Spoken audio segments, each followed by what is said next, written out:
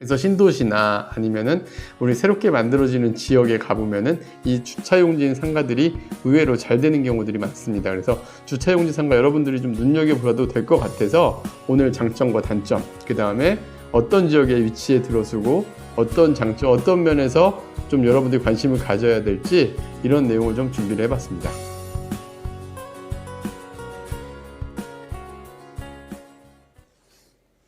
안녕하세요. 월세호스TV 최영식입니다. 네, 오늘은 주차타워 상가에 대해서 알아볼 건데요. 네네. 주차타워 상가는 일반 상가와 어떠한 점들이 다른가요?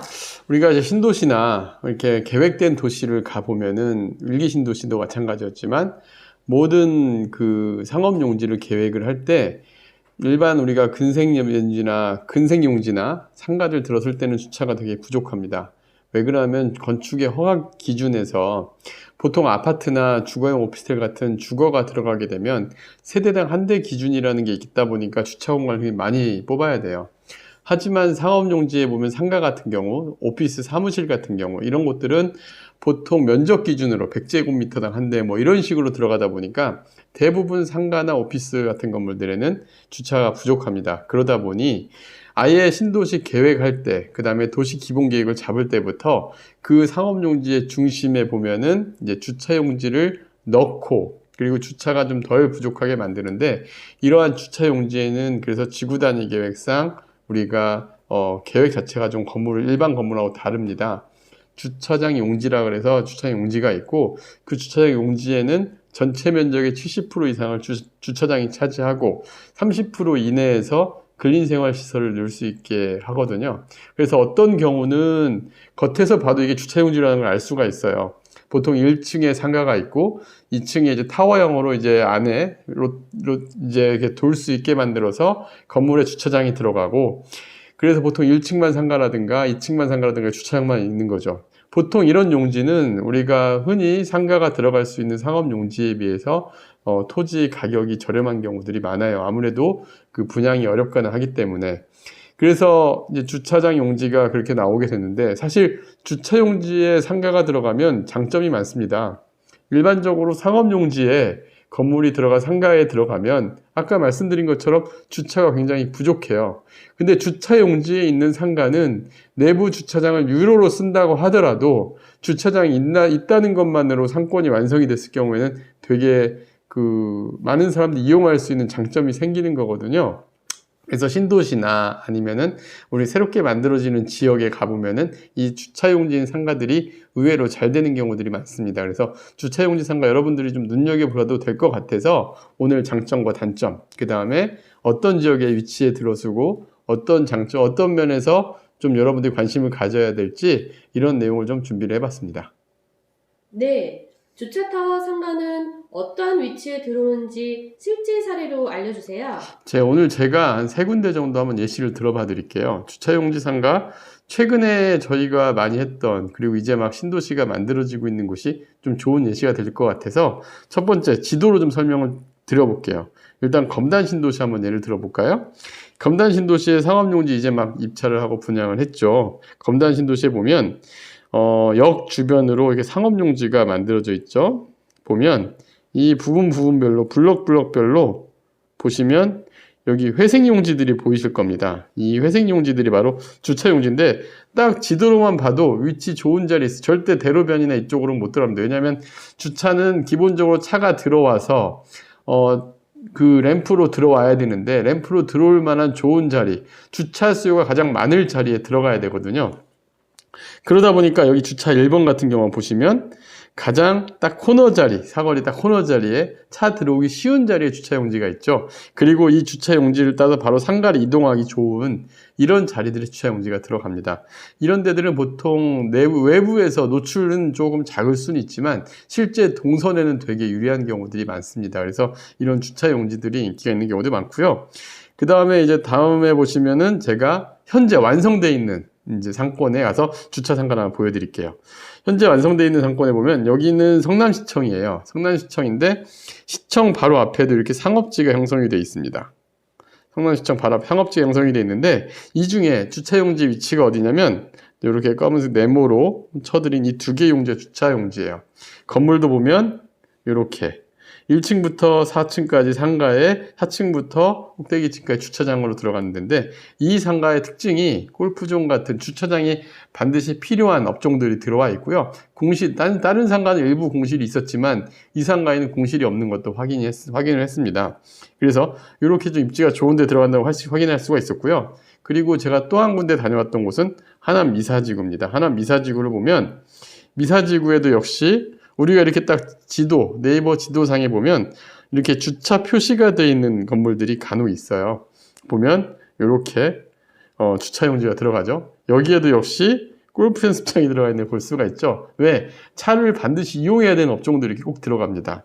그리고 1층 상가도 역시 식당들도 주차가 필요한 식당들이 많이 들어가거든요. 역 유세권 위치 상업용지에 어느 정도 노출이 좋은 자리, 그 다음에 유동동선이 좋은 자리들에 위치한 경우들이 많습니다. 그래서 주차용지 이래서 좀 우리가 파악을 해봐야 된다는 생각이 들고요.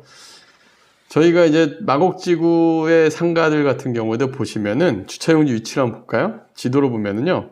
일단 발산역 앞에 보면은 역 9번 출구 바로 앞에 주차타워가 있어요. 이거는 저희가 작년에 저희가 발산역 마곡지구 건물에 소개할 때 했던 건물인데 이 건물 같은 경우도 주차용지 앞에 들어가 있는데 이 발산역 상가는 좀 독특한 면이 있습니다. 지금까지 본 주차타워들은 상층부에 주차장이 있구나라는 걸 여러분들이 눈으로 바로 알 수가 있었잖아요.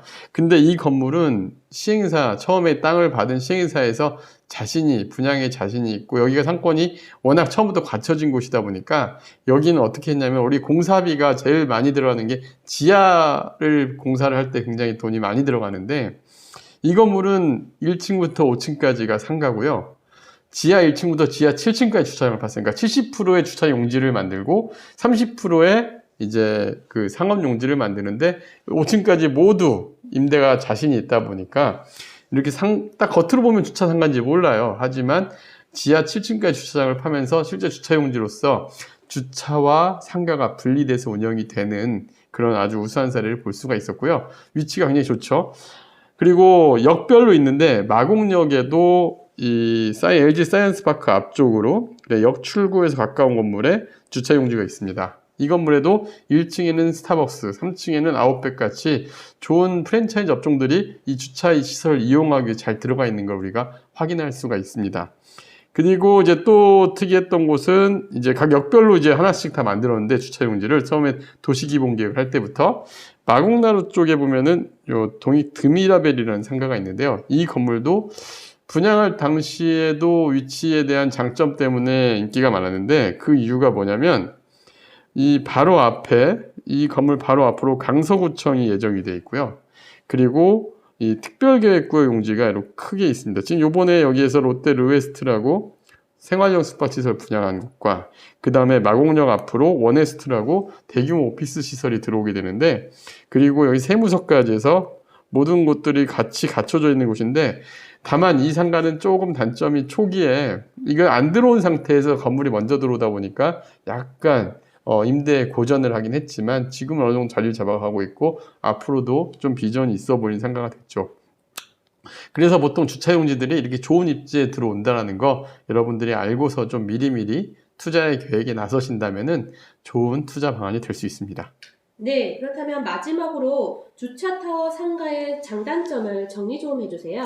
네, 일단 장점은 방금 말씀드린 대로 입지가 굉장히 좋은 자리에 들어오는 경우가 많고 또 주차가 먼저 된다라는 그 장점만으로도 큰 장점이 될 수 있습니다. 그런데 주차타워의 단점도 있어요.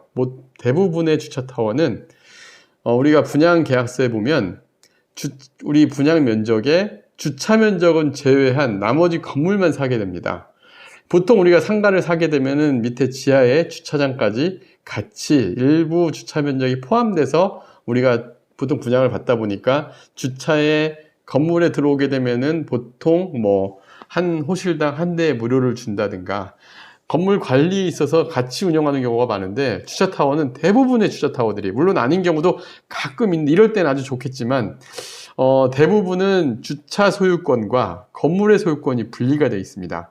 그러다 보니까 주차장을 소유하고 있는 주차 운영업체는 주차에서 최대한 이익을 발생시켜야 되기 때문에 무료 주차라든가 상가 임차를 이점에 들어왔을 때 이런 혜택이 전혀 없는 경우가 많아요.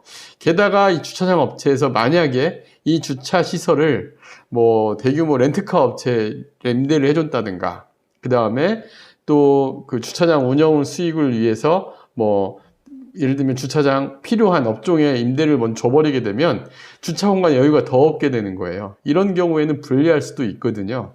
그래서 그런 부분들이 장단점이 있는데, 근데 간혹 주차 상가 중에 진짜 괜찮은 경우는 어떤 경우도 있냐면 이 주차 면적을 포함해서 파는 경우도 간혹 있습니다. 그럴 때는 사실 이게 주차장이 굉장히 큰 장점이 되는데, 반대로 그렇게 되면 어떤 단점이 있느냐, 분양가가 올라가겠죠. 입지가 좋으면서 분양가가 올라가더라도 주차 면적이 포함돼서 사는 게 사실은 더 좋은데, 우리가 건물 매입할 때 잘 계약서를 보다 보면 그런 게 보이게 될 텐데, 대부분은 주차 면적이 제외돼서 문적을 사다 보니까 불합리한 점도 있지만, 다만 대부분 주차장 운영되는 걸 보면 분리돼서 사더라도 크게 문제되는 경우가 많지는 않아요. 어차피 이 상권이 완성이 된 경우에는 그 건물에 주차할 공간이 있다는 게 큰 장점으로 되거든요. 근데 완성되기 전까지 다른 건물들은 다 주차를 무료로 해주는데 우리 건물은 주차를 무료로 안 해줘. 이런 경우가 생길 수가 있으니까 초기 상권에서 주차장 상가의 업종에 대한 고민이 될 때 좀 그런 문제가 발생할 수 있는데요. 그럼에도 불구하고 상가의 입지가 주차장 상가들이 좋은 경우들이 많기 때문에 그런 편견을 다 제외하고 보더라도 괜찮은 시설이 될 수 있으니까 이런 점 보고 투자를 하시면 좋을 것 같습니다. 네, 다음 강의도 기대하겠습니다. 네, 감사합니다.